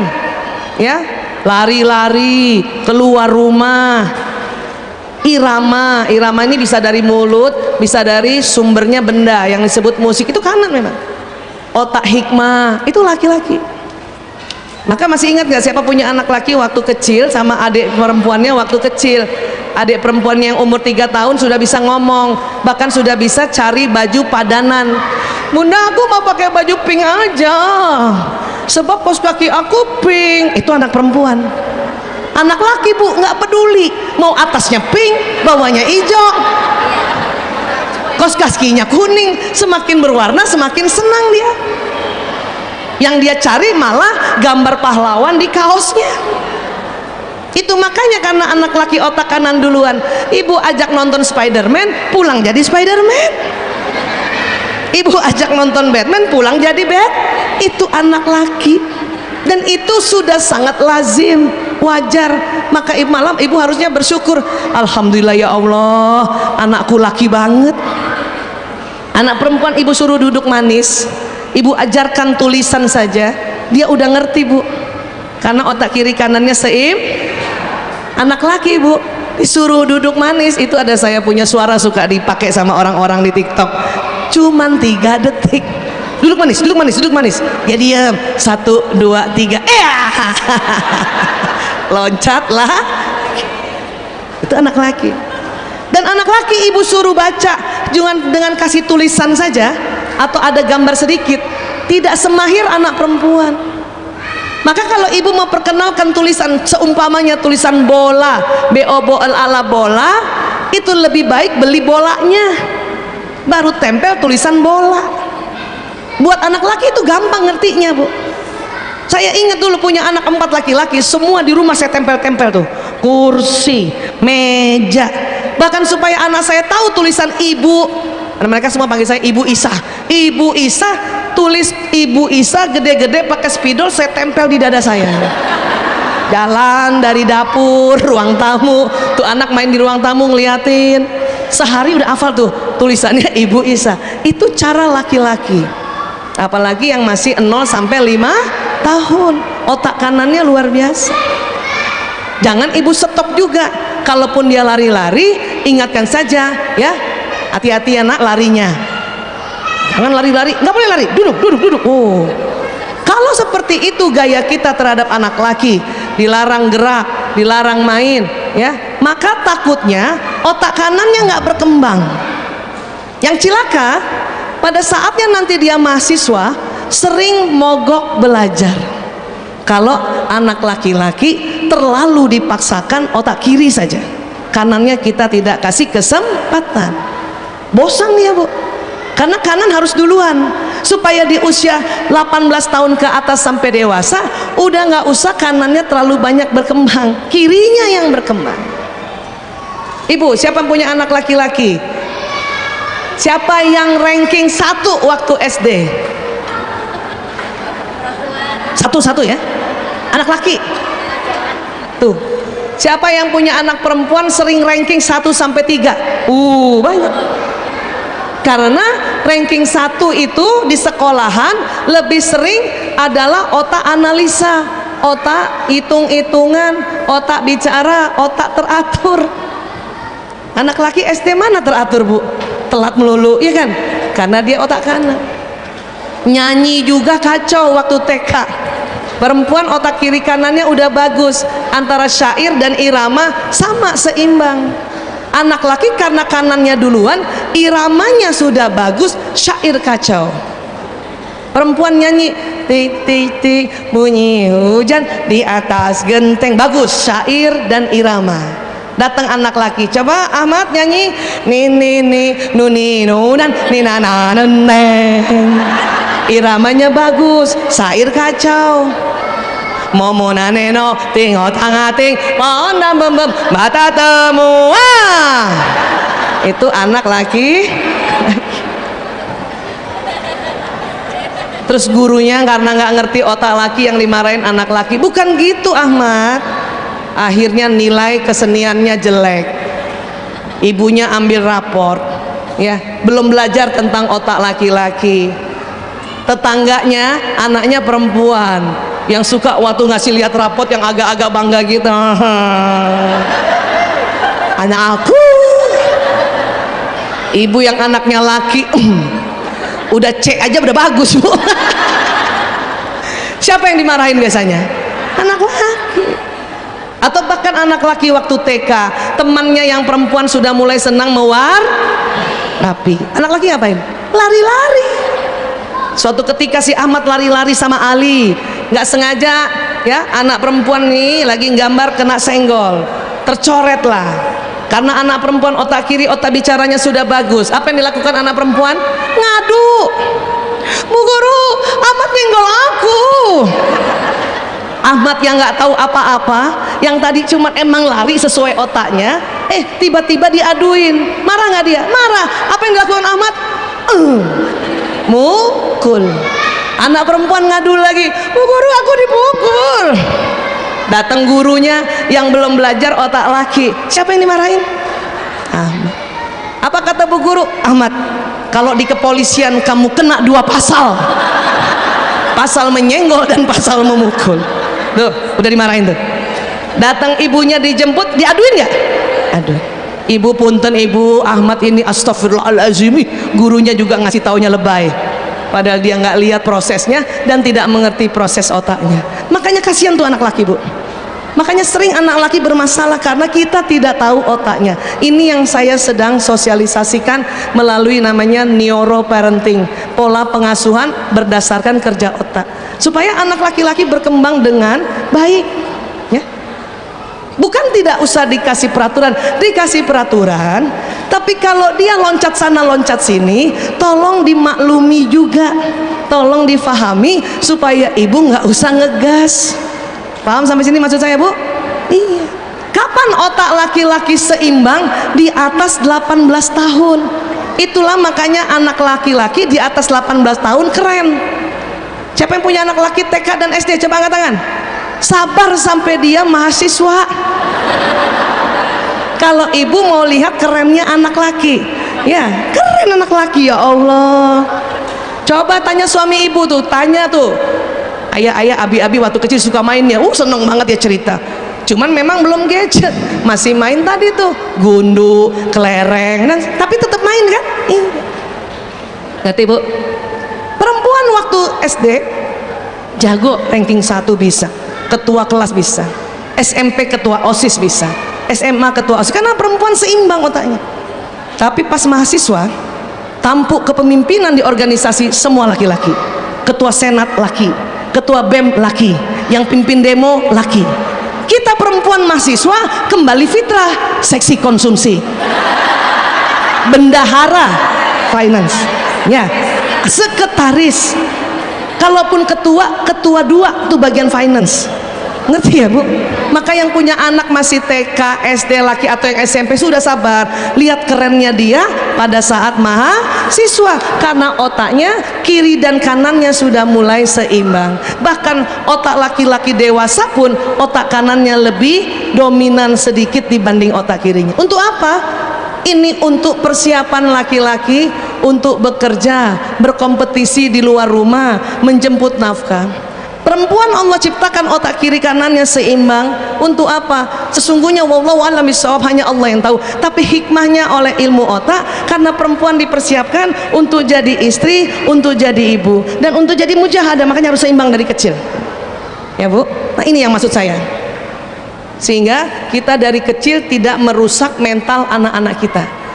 Apalagi kalau membanding-bandingkan, kakaknya laki belum bisa baca karena memang otak baca kirinya belum berkembang, adiknya yang beda 1 tahun perempuan udah lancar baca, terus kita bilang tuh lihat kayak adik kamu tuh, kamu sih main terus.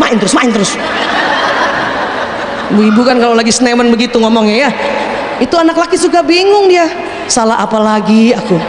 Makanya itu tadi hampir yang kena bermasalah tuh laki-laki, karena kita menzolimi dia dari kecil. Kasihan kan? Terus apa lagi? Yang punya anak perempuan, coba punya anak perempuan nih Bu, perempuan otaknya tersusun untuk bereaksi pada orang dan wajah.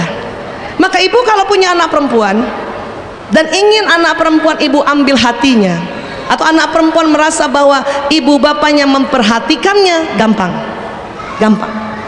Teori parenting banyak sekali, takutnya ibu lupa. Saya berharap dari ruangan ini ibu ingat yang ini nih, yang punya anak perempuan. Apa itu? Kalau anak perempuan bicara, kalau anak perempuan ngobrol, kalau anak perempuan sedang bercerita, tolong lihat wajahnya. Umur berapa saja itu anak, ya. Dia tidak suka sambil dia ngomong kita begini, bu, terus ya, apalagi perempuan remaja. Kenapa? Terus kita kan nggak dengar kan? Apa nak? Apa dia bilang? Udah lewat. Anak sekarang anak jujur. Kita dulu mana boleh jutek sama ibu kita, sekarang boleh dia begitu karena jujur. Saya begitu pernah anak saya tuh, tapi saya juga nggak boleh bilang membangkang ini anak, nggak boleh. Kata anak saya yang perempuan, ibu, aku nggak suka sama ibu. Astagfirullah, dalam hati saya astagfirullahaladzim. Terus saya langsung gini, ya Allah jujur banget ini anak. Baru saya ajarin kenapa tidak sukanya, sini nak duduk. Memang anak boleh berkata jujur benar, tapi tetap harus diajarkan adab baik dan pantas. Kalau ibunya sedang duduk, anak berdiri ngomong, itu belum baik dan pantas, suruh ambil kursi nak, ambil kursi nak. Kalau nggak ada kursi dia suruh duduk di bawah nak. Kenapa nak? Aku nggak suka sama ibu, suara masih melengking. Nak, suaramu nak. Kata Allah dalam Al-Quran, sejelek-jeleknya suara apa bu?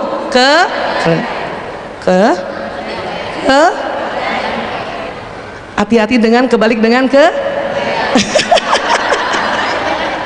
kedelai dan keledai. Oke. Nggak bisa bu, aku nggak tahu, aku lagi pengen marah aja nih, suara aku lagi besar begini. Tarik nafas nak, tarik nafas, istighfar dulu. 3 kali. Baru kenapa nak? Aku nggak suka sama ibu. Kayak gini. Kenapa sayang? Ibu pergi terus, ibu ngurusin anak pecandu narkoba terus, aku nggak diajak. Bener nggak dia? Benar. Sudah baik dan pantas? Sudah. Kita orang tua kalau dia sudah menegur karena ini generasi jujur, dia benar baik pantas, sudah minta maaf langsung. Astagfirullahaladzim, ibu minta maaf ya nak ya. Nggak usah bertahan. Ragil, asal kamu tahu, ibu menyelamatkan anak bangsa, nggak usah. Saya ngurus narkoba memang menyelamatkan anak bangsa, tapi nggak usah begitu. Anak-anak nggak peduli itu, dia peduli ibunya, bukan masalah. Atau misalnya kita kerja, ibu kerja terus, ya nggak pernah temenin aku. Ibu cari uang untuk kamu nak. Oh nggak usah, langsung ibu minta maaf. Kalimatnya, ibu minta maaf, Umi minta maaf, Mama minta maaf. Kita selama ini suka kebalik, maafin ibu, maafin Umi, maafin Bunda.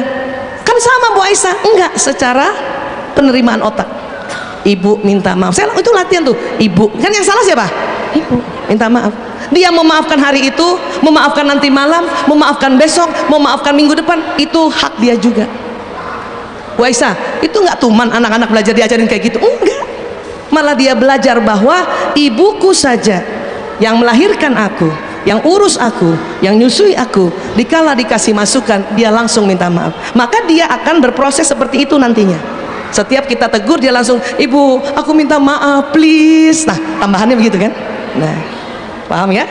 Maka kembali, anak perempuan umur berapa saja, kalau dia lagi cerita, ibu lagi pegang HP, segera simpan, dengerin, lihat mukanya sambil ibu ngangguk-ngangguk, walaupun ibu nggak ngerti. Oh gitu ya nak. Oh, dan kalau rupanya dia cerita lucu, ikutlah tertawa bu, walaupun ibu nggak tahu mana lucunya, ikut aja tertawa. Ya Allah, lucu banget, tahu nggak ibu, lucu banget teman aku, dia udah cerita, ya Allah, iya ya nak, lucu banget. Pas dia pergi, apa? Paham ibu? Tapi kalau yang WA, yang chatting ayahnya atau yang telepon ayahnya, ibu harus ajarkan anak perempuan bahwa seorang istri kalau dihadapkan dengan suami dan anak harus hadapin atau layani suami dulu. Jadi kalau lagi ngomong tuh saya lihat notifikasi ayahnya yang WA, sebentar nak, ayah WA 2 menit, ibu jawab dulu ya, dia udah ngerti tuh. Sebentar nak, ayah telepon 3 menit ya, telepon agak lama dikit ya, 3 menit. Kadang saya nggak lihat, dia lihat tuh saya, suami saya nelpon, apa dia bilang ya, itu dia kekasihnya telepon. Oh iya sebentar ya nak, telepon. Tapi kalau cuma teman, bahkan cuma rumah sakit, Saya kan pasien saya tuh aneh-aneh tuh Bu, pasien narkoba. Kalau rumah sakit telepon beritanya adalah dokter pasiennya kabur, dokter pasiennya loncat dari lantai 5 itu. Tapi kalau anak perempuan saya sedang bicara, rumah sakit ini pun telepon mau ngasih laporan, saya nggak angkat Bu. Dalam hati saya, biarin dia kabur-kabur tuh pasien daripada anak saya yang kabur. Ya kan, itu harus seperti itu kalau kita anak perempuan mau diambil hatinya itu ya. Tapi anak laki bukan begitu. Laki-laki otaknya bereaksi pada benda dan bentuk, maka laki-laki lebih senang lihat benda. Laki-laki nggak kuat lihat muka, cuman kuat tatap mata 5 detik saja. Maka bunda kalau mau nasihatin anak laki, nggak usah ribut soal wajah. Lihat bunda, lihat bunda, lihat bunda, lihat mata bunda, lihat mata bunda, lihat nak, lihat. Oh, sadis banget ya. Laki-laki kurang suka ditatap matanya. Kenapa? Karena mata laki-laki ini nih Bu ya, nih laki-laki kurang suka kontak mata. Apanya yang kurang suka kontak mata? Ini putih-putih mata. Ibu coba lihat sama-sama temen tuh, putih-putih mata tuh Bu, putih-putih mata. Laki-laki lebih sempit, perempuan lebih lebar. Karena lebih lebar pada perempuan inilah perempuan makanya seneng kalau ngomong lihat muka. Kuat lebih dari 5 detik ya. Saya ngomong sama ibu lebih dari 5 detik bisa kuat. Laki-laki nggak kuat. Ya. Anak perempuannya ini juga karena matanya ya lebar, ini kuat ngomong dilihatin mukanya, tatap mata kadang lebih dari 5 detik karena putih-putih matanya lebar. Dibanding anak laki-laki. Anak laki-laki itu sempit. Kelihatan nggak? Oh ya. Begitu juga ya wanita dewasa. Kita mata kita kan lebar kan? Oh ini enggak ya, ini kabelnya agak ini. Oke. Jadi pokoknya kenapa laki-laki tidak suka tatap mata atau hanya kuat 5 detik? Karena putih-putih matanya. Saya juga dulu keliru. Jadi ibu 4 anak, baru ngerti ilmu ini 2006. Anak laki-laki saya yang pertama tuh kasihan banget tuh. Makanya kasihan anak pertama tuh sering kasihan ya. Ibunya belum banyak belajar ya. Ya Allah. Minta maaf Bu sama anak pertama Bu. Saya sering namanya Lanang kan. Lanang, ibu mau bicara nak? Dia seneng banget. Iya ibu. Pas dia lihat saya lihat dia matanya. Setelah 5 detik dia gayanya begini. Ibunya dulu belum ngerti ribut soal mata. Yang sopan Lanang kalau ngomong sama ibu lihat muka ibu nak, lihat muka ibu ya. Pas dia lihat saya lagi, saya lihat dia lagi. Setelah 5 detik, iya. Nah, lihat muka ibu, lihat muka ibu, lihat please. Bahkan ada yang diginiin mukanya tuh anak laki.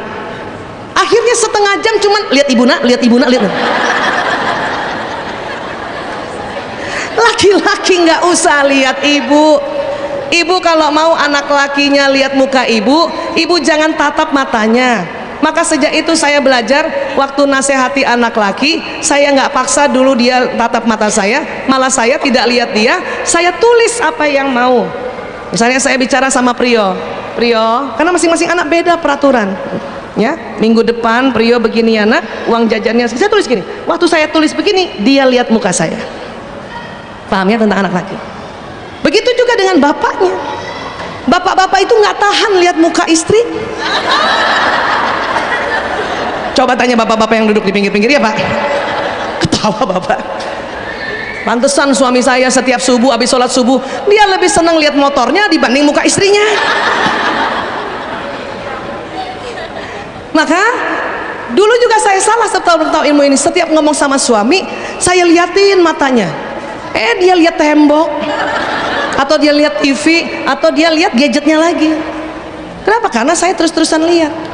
Apalagi ngomong soal duit. Abi tahu nggak? Sekarang mahal-mahal. Oh, mata kita mendelik-delik lebih dari 5 detik tuh suami langsung lihat HP lagi. Bukan nggak suka lihat wajah, memang matanya tidak kuat, putih-putih matanya sempit.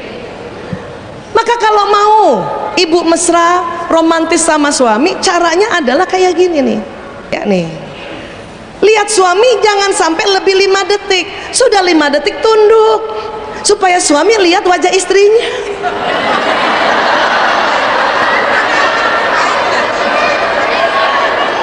Ini suami istri loh nih.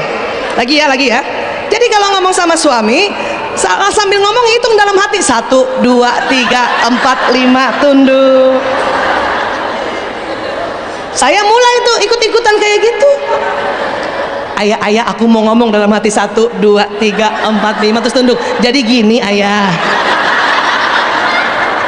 Dan saya tahu suami saya lihat saya. Inilah yang disebut romantis. Kita bikin gampang kan? Tapi ibu kalau mau pakai cara ini, ibu harus pastikan dalam keadaan cantik. Jangan keadaan rambut aut-autan, baju sobek-sobek, di leher ada koyo. Astagfirullah. Pas ibu tunduk begini, suami malah astagfirullahaladzim. Sudah tua ternyata istri saya, ya gitu. Ya, saya kalau udah rasa-rasa cantik gitu gayanya. Ayah, atau kalau di luar ya sambil makan, ayah tahu nggak ya, 1, 2, 3, 4, 5. Jadi gini ya. Kalau lagi makan sok-sokan ambil itu tuh ya nasi. Jadi gini ayah. Dan saya tahu dia pasti lihat saya. Ya Allah. Gampang sekali bikin romantis asal tahu ilmunya. Ya, ini kayak gini. Ya, ulang lagi Bu, lihat ya. Maaf yang sebelah kiri nggak kelihatan ya. Tuh, lihat tuh. Nggak sampai 5 detik tuh langsung tunduk.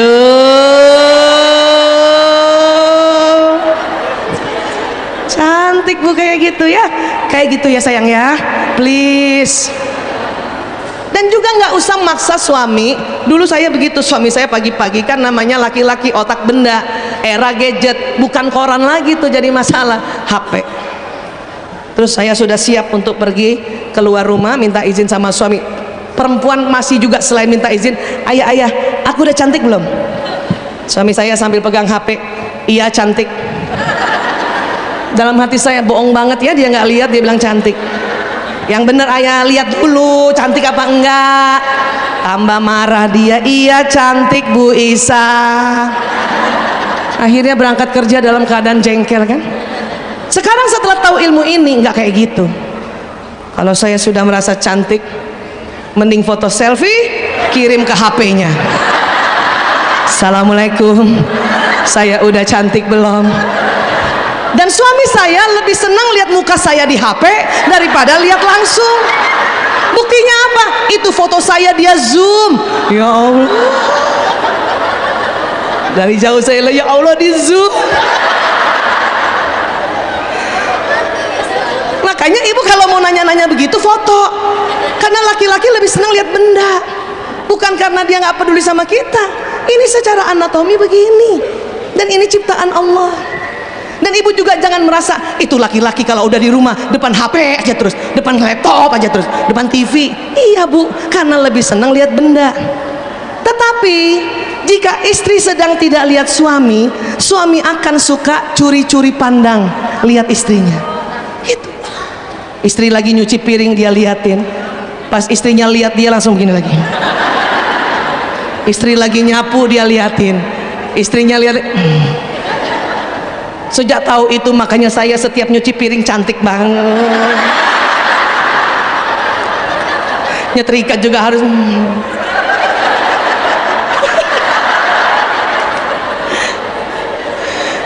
Suami juga senang kalau lihat seorang ibu muda nih ya dampingi anaknya belajar yang masih SD dengan kelembutan. Tuh laki-laki suka senang liatin. Sayang, Pancasila nak, satu bunda, bagus, ketuhanan yang Maha Esa. Itu laki-laki langsung nggak salah pilih. Dia lihat, asal kalau ibu lihat dia begini lagi. Tapi paling marah kalau pas dia lihat istrinya ngajarin anaknya dengan cara Pancasila, satu, ketuhanan yang Maha Esa. Ya Allah ya Tuhan, kau tidak hafal-hafal. Itu suami langsung astagfirullahaladzim, salah dapat istri saya. Itu laki-laki Bu. Jadi ibu nggak usah iri kalau bapak-bapak di rumah lihat HP, lihat gadget, karena eranya benda itu. Zaman kita dulu, kakek-kakek kita, atau jangankan itu, ayah saya berantem ibu saya gara-gara dia baca koran terus, ya kan? Ingat nggak berita-berita ibu koran? Karena laki-laki tidak kuat tatap mata, jadi bukan hal yang dia kecanduan dan sebagainya ya. Terus apalagi perempuan, karena otak tengahnya tebas. Sebentar ya, ini jam berapa ya? Ya Bu Mira bagaimana? Masih pagi ya? Masih 3 jam lagi? Allahu Akbar. 5 menit lagi katanya ya. Iya, baik. Perempuan karena otak tengahnya tebal, Bu, otak tengahnya tebal, maka perempuan bisa mengerjakan lebih dari satu pekerjaan. Ini pun saya sering sosialisasi. Ibu sering dengar di media sosial, sengaja saya ulang-ulang. Ya, ibu sering kayak gini, Bu, gendong anak, masak, suapin anak ke satu, kakinya ngepel, pantatnya tutup kulkas, ya Allah. Ibu bawa mobil, suapin anak, dengar murotal, ya, lihat telepon, bisa lihat tuh, ya, kemudian pasang alis, masih bisa kan? Karena otak tengah perempuan tebal. Ini yang disebut otak tengah ini, corpus callosum. Laki-laki tipis. Karena tipis, maka laki-laki bila mengerjakan pekerjaan yang ada di depannya di atas 10 menit, dia konsentrasi dan pendengaran menurun. Ini yang sering bapak-bapak ini kalau dipanggil sama istrinya 1 kali 2 kali nggak dengar. Pernah gitu, Bu? Abi, nggak nengok dia. Perempuan pada saat manggil suaminya 1 kali nggak nengok, suaranya naik setengah oktav. Abi, nggak nengok juga. Yang ketiga 7 oktav. Abi, muka mata udah mau keluar. Laki-laki noleh. Banyak bapak-bapak tanya sama saya, Bu Aisyah, kenapa istri-istri kalau manggil melotot? Saya bilang itu panggilan keempat, Pak. Yang istri bapak cantik panggilan pertama, cuman bapak nggak dengar. Paham ya, Bu? Begitu juga anak laki. Anak laki-laki yang memang senang benda, era sekarang gadget, dia pegang gadget. Ibu panggil sekali 2 kali nggak jawab, ibu teriak, ya. Bahkan ada ibu yang nggak teriak, langsung rebut gadgetnya. Buat anak laki-laki yang sedang asik main gadget, tiba-tiba ibu rebut, dia akan marah sekali. Karena memang dia nggak dengar kalau ibu manggil. Kita bilang apa? Bunda panggil-panggil kamu nggak jawab. Kata anak laki, kapan manggilnya, Bu? Karena memang nggak dengar, sedang konsen, dan pada saat konsentrasi pendengarannya menurun. Dan laki-laki waktu diambil gadgetnya, kenapa dia marah? Karena skor lagi tinggi-tingginya, Bu. Udah sedikit lagi mau menang, ibu rebut, nggak jadi menang, itu dia marah. Ya, yang bahaya apa? Dia akhirnya tidak nyaman main di rumah, mainnya di luar rumah. Yang cilaka apa? Pada waktu yang salah, ketemu orang yang salah, dapat solusi yang salah. Lebih baik kalau anak sekarang mainnya di rumah. Paham ya, Bu ya? Jadi ngerti? Ibu mau saya kasih tips kalau manggil suami atau anak laki supaya pas dia nengok ibu masih cantik. Mau, Bu?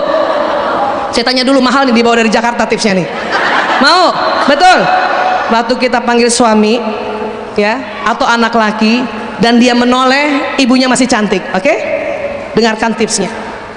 Pertahankan senyum sampai panggilan kelima. Ayah, ayah, halo, ayah. Laki-laki menoleh panggilan ketiga atau keempat, ibu masih cantik. Sanggup? Yang sanggup cuma di depan aja, di belakang nggak ah. Kalau ibu tidak sanggup begitu, maka memanggil suami atau anak laki nggak usah teriak-teriak, Bu. Datangi dia, colek.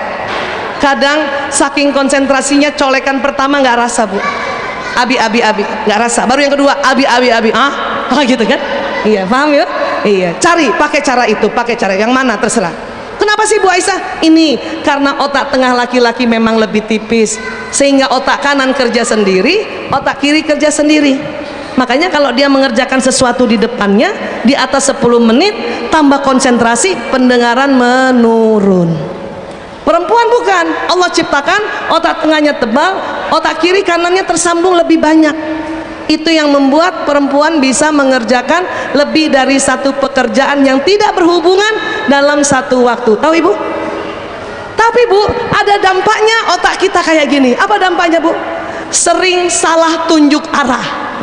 Mas, belok kanan, Mas. Tangannya ke kiri. Siapa pernah begitu? Itu bukan pikun, Bu. Itu karena ibu perempuan banget. Ya.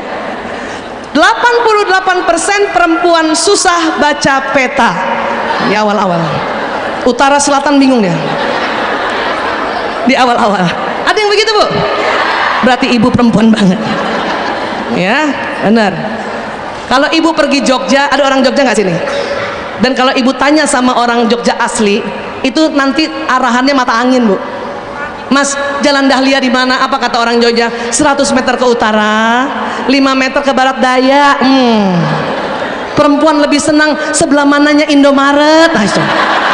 Sebelah mananya kantor wali kota, sebelah mananya. Ngerti ya, Bu? Ya, maka sekali lagi tidak usah bertengkar soal fitrah yang Allah berikan. Jangan melulu menyalahkan gawe atau gadget. Itu saat ini memang kebutuhan. Kembali lagi, untuk bijak ke media sosial, ya harus kita bijak apa tadi, Bu? Mengomentari. Bijak apa? Hah? Menulis dan men-share-nya. Yang ketiga, bijak untuk mengatur gitu, ya. Bolehkah anak-anak kita kasih waktu untuk dia main, ya? Boleh. Untuk TK dan SD, Bu, ibu boleh kasih alarm batasan anak bergawe untuk TK dan SD. Untuk TK dan SD. Dan ibu juga harus bedakan waktu dia pegang gawe untuk belajar atau mencari tugas dengan pegang gawe untuk main. Jangan dihitung sama itu, ya. SMP ke atas udah susah, Bu, sudah susah. Kalau memang ibu tidak mau anak sering pegang gawai atau ibu bikin alarm, maka pada saat waktu tidak ada gawai, maka ibu siapkan permainan yang bukan permainan digital. Ini harus pikir ada. Ya Lego kah, mainan, atau ibu main umpet-umpetan sama anak-anak. Itu yang anak-anak suka. Ya. Lego saja sekarang kalau sudah disusun nggak mau dirubah lagi, Bu. Karena itu namanya permainan Lego yang ada tematiknya. Mau nggak mau memang modal besar memang kalau permainan non digital. Memang beda, ya. Apalagi jangan heran, Bu, saya nggak tahu di Bandung pasti rumah masih besar-besar ya. Kami di Jakarta rumah kecil-kecil, Bu. Punya rumah tipe 36 aja udah syukur. Yang punya anak laki mau main basket, dia nggak bisa lagi main di halaman karena ada mobil ayahnya, mobil tetangga. Mau nggak mau di dalam rumah tuh, ruang tamu. Saya punya anak 4 laki-laki tinggal di Jakarta, nggak punya ruang tamu. Jadi ibu nggak usah ke rumah saya ya. Pasti ibu akan temui lapangan basket, ya, gawang bola. Itu karena memang anak laki-laki otak kanan. Kita tidak bijak kalau kita tahu dia otak kanan tapi tidak difasilitasi permainan-permainan ini. Jadi bisa paham ya, Bu? Makanya kenapa sekarang hampir semua permainan lewat gawai, lewat gadget. Yang diharapkan juga anak-anak adalah orang tua bersedia untuk main. Ini yang diharapkan sebetulnya. Paham ya? Bu Aisyah, ya, kalau kayak gini kita dampingi anak, bagus. Bagus sekali. Ya. Terus Bu Aisyah, kenapa ya anak sekarang komunikasinya lebih enak lewat gawai? Untuk anak laki, iya. Anak laki-laki lebih senang ibu nasihati pakai gadget. Anak laki-laki nggak apa-apa juga, nggak apa-apa juga sesekali ibu nasihati pakai gadget.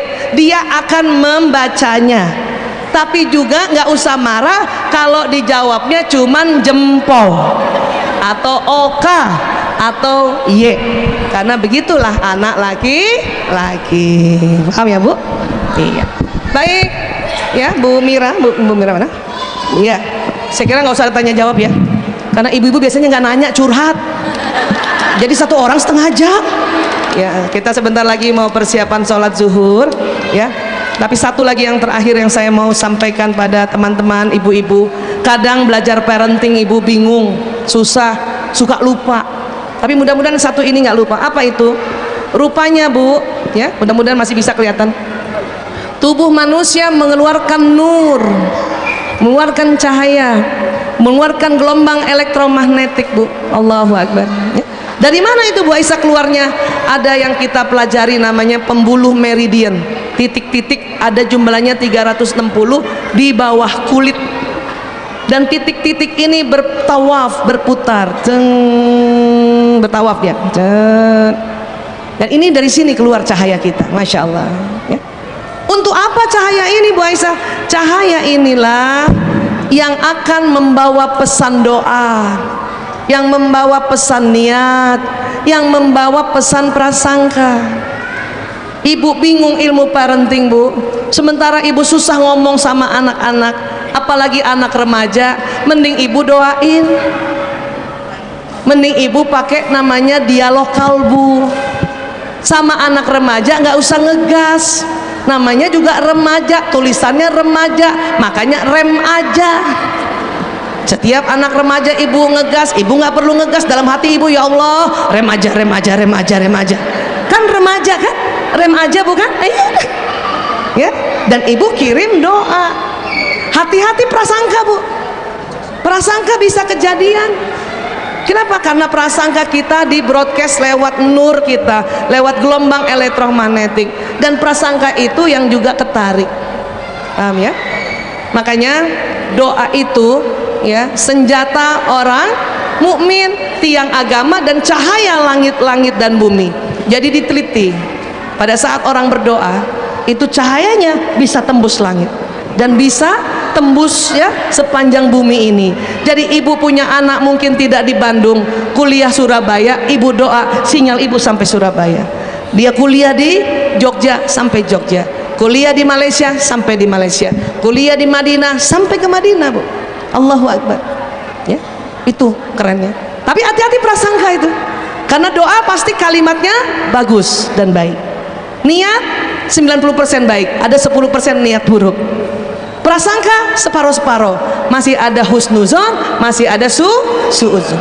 Kalau ibu anak ibu di Surabaya, apalagi anak laki, ibu tahu besok ujian. Kadang-kadang ibu-ibu masih teringat waktu anak laki masih kecil. Kemudian ibu berkata di otak ibu berprasangka, aduh besok mau ujian, jangan-jangan tuh anak tidur lagi, jangan-jangan males lagi, jangan-jangan dia nggak mau belajar. Hati-hati, Bu. Kalau ibu terus-terusan kayak gitu, nggak cepet-cepet ibu istighfar, nggak cepet-cepet ibu rubah, maka itu bisa terjadi. Ya.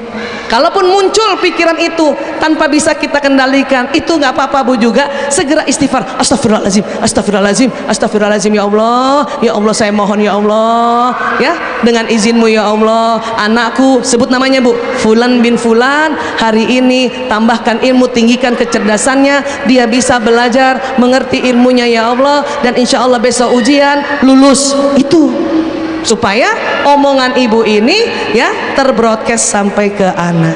Dan ingat, sinyal anak dan sinyal ibu satu provider.